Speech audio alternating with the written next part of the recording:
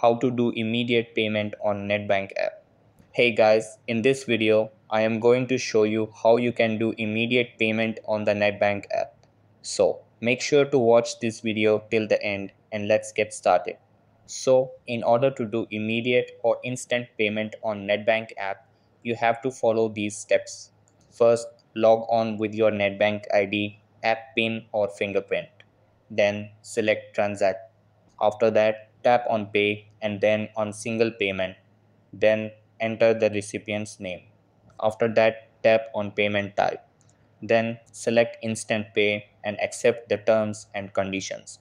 After that, enter the amount. Then select your account. At last, enter your reference details and tap on next. Then just review your payment and tap on finish. So that's how you can do immediate payment on Nedbank app. That's all for this video.